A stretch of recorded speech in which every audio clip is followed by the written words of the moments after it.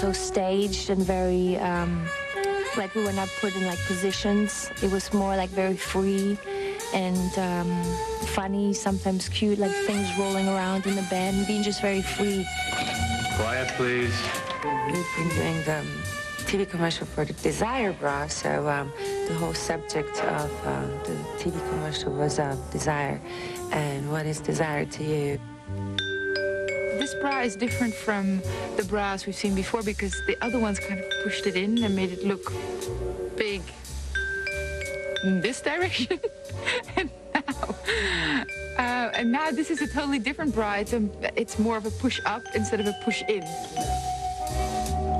My lines were, I think I can remember them. What is desire? And then sort of describing desire. Desire is wanting something.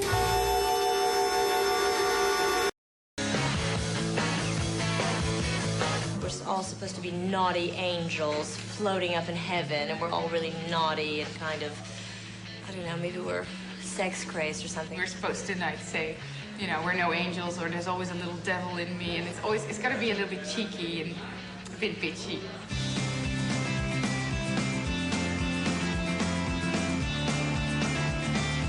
We're all sitting around in our bras and panties and high heels, and we see Tom Jones and we go crazy, and Tom Jones is supposed to be God or something like that. It's a very easy job for me because I have these beautiful girls around me. You know, if they're going to call me God, then what more can I ask for than that? The whole thing really with the commercial is attitude. That there's an attitude with the girls, and they're just kind of a little naughty.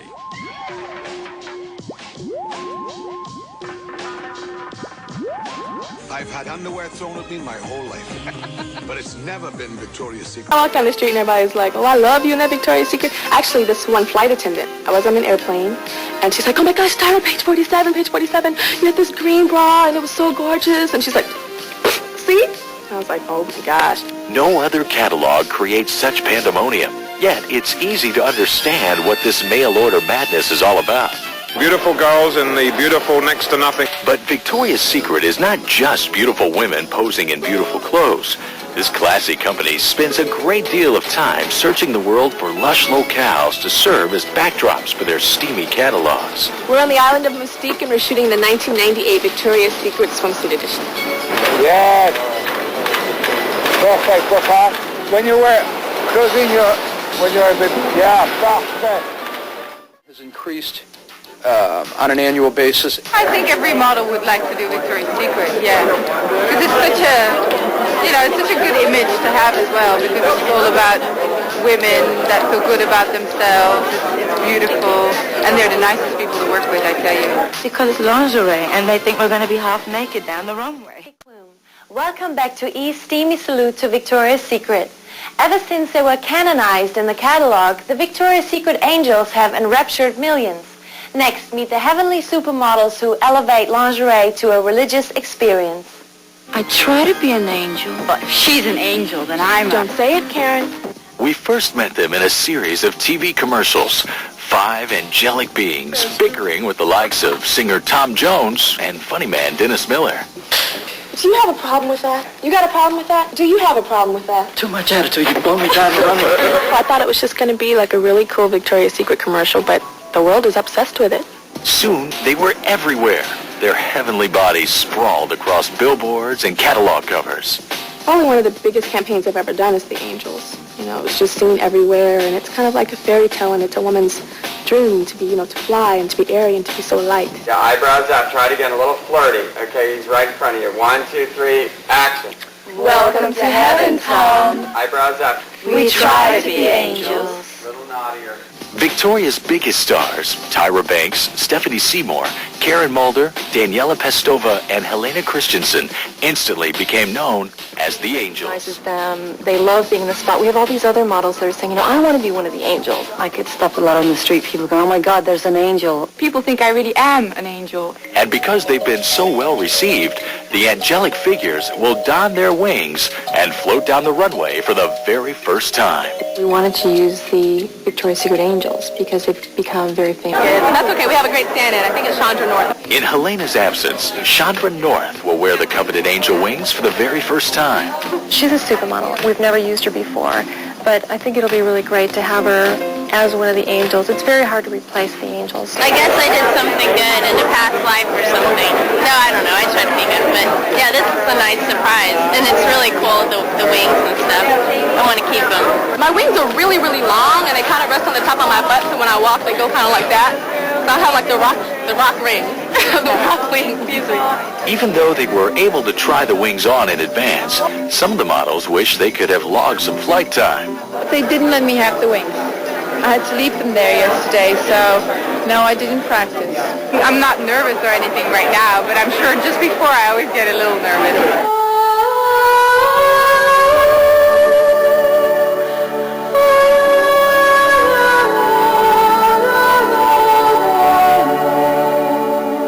And as they make their final approach for the runway, these angelic beings are truly floating on air.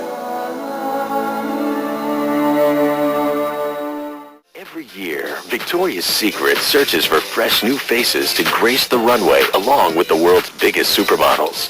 But there's only room for a few. It's a gig every up-and-coming model wants because they know it could make their career. Victoria's Secret has the tendency to make stars out of a star in the show. No one illustrates how important this show can be to a young model's career more than our own lovely host, Heidi Klum. She won a coveted spot on the Victoria's Secret runway in 1997, and things haven't been the same since. When we think back to last year and who really became a star after the Color the Body, after the show she started getting all these bookings. Victoria's Secret in general and the show really gave a boom to my career. Just the exposure on doing Victoria's Secret and doing the show is just so much press. I've been on TV constantly doing shows.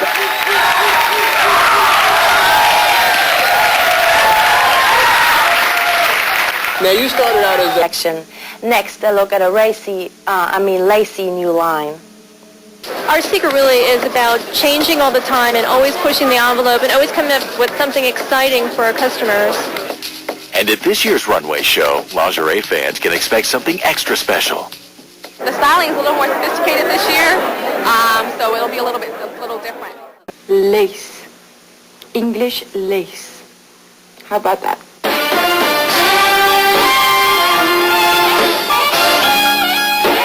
English Lace is Victoria's latest fashion-forward set of sexy skivvies. The company has already created a big-budget ad campaign to launch the new line. Making the commercials was quite a production. I was not surprised that Victoria's Secret wanted to go with this approach. I was impressed. They're always pushing to better themselves. They're never satisfied. The latest spots star the same models Victoria used in her Dreamy Angel campaign. We brought the angels down to earth. Come on, ladies. The ads were inspired by the late director and choreographer Bob Fosse. Actress, dancer, and Bob Fosse protege Ann Reinking was brought in to teach the models some of Fosse's signature moves. In the eye that just sort of goes straight out through the camera and into space, and they're very intense and focused. And the models seem to have that instinctually. I have no clue. I just sort of look up. So, yeah, bad look. I don't do it perfect. I don't do it like a dancer, but it's a lot of fun trying. Tyra's very outgoing, and you can give her bigger moves. But Daniela, she's more introverted, so you give her very soft and a lot of very small moves, and she looks great, and she feels more comfortable. But the supermodels weren't the only dancers. For the more difficult steps, director Peter Lindbergh had some professionals waiting in the wings. And what we try to do is like to take the best from everyone, so the dancers can dance, so we try to get the bodies from them. Yeah. And the models have fabulous faces, so we try to get their faces from them. But we discovered at the same time that they move much better than we thought, no? I heard that they had body doubles, and I'm like, you won't need one for me. I'm not a professional dancer, but I do have some imagination and some choreography going on in my head, and I thought it would be nice to do something a little more, you know. I'm going to give him one of these. I'm going to do this one, and I'm going to do that. Yeah, there was some fierce hip swinging going on.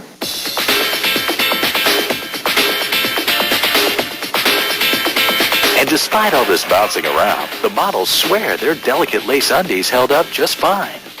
And I need to be supported, and it's supporting me very well. Fabulous.